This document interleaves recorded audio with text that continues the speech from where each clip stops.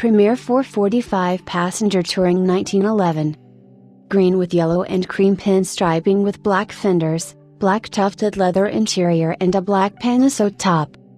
Engine, 4 cylinders, inline, 38.40 rated horsepower, gearbox, 3-speed manual with reverse, suspension, semi-elliptic springs front and 3/4 elliptic springs rear, brakes, mechanical internal expanding on rear wheels. Right-hand drive. The first Premiers emerged from their Indianapolis factory in 1903 as 4-cylinder 16-horsepower air-cooled cars. By 1907 Premier was producing both air and water-cooled models, however, by 1908 the decision was taken to go exclusively with water-cooled engines. The marque earned a reputation for reliability and durability, demonstrating these characteristics in the early Glidant Tours by completing 3 of those demanding events with perfect scores, a remarkable feat equaled only by the likes of Pierce Arrow. Premier also participated in racing contests, but not with the same success as the reliability runs. An air-cooled racer entered in the 1906 Vanderbilt Cup event was disqualified for being overweight. 10 years later the company entered a team of 3 cars in the MD 500 with 1 car finishing 7th, 1 crashing and the 3rd dropping out with engine oiling trouble. From 1908 onward Premier built cars aimed at the upper medium price market. The car pictured here, for instance, carried a factory list price of $3,000 in 1911.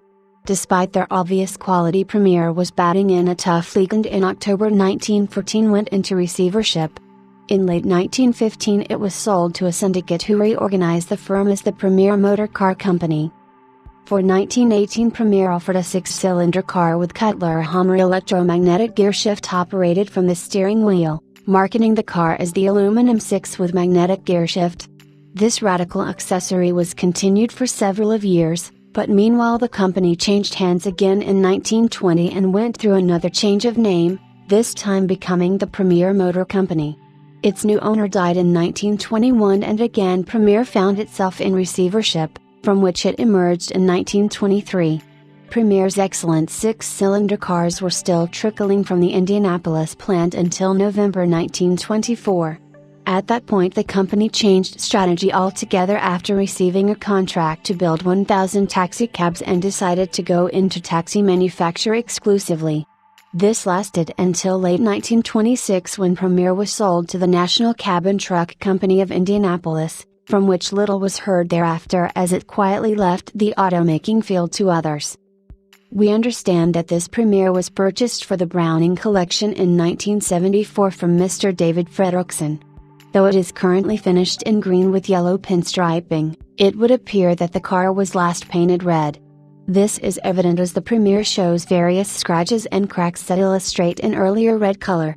Nevertheless, the Premier appears to be quite an honest example that has been largely preserved. Headlamps are correct Premier acetylene-powered units, but the side lamps may be from a somewhat earlier car as nearly all automobiles in the 1911-12 period used square-bodied side lamps instead of round-bodied bell-handled lamps. There is some discoloration evident in the top lining, but the outside Panasonic material is still in good condition. The black diamond tufted leather upholstery still presents well. Period accessory rear view mirrors are attached to the folding brass windshield frame. With its dignified but sporty appearance, powerful engine and comfortable springing and seating, this Premier would make an ideal car for brass and gas tours, where it would always be a welcome addition.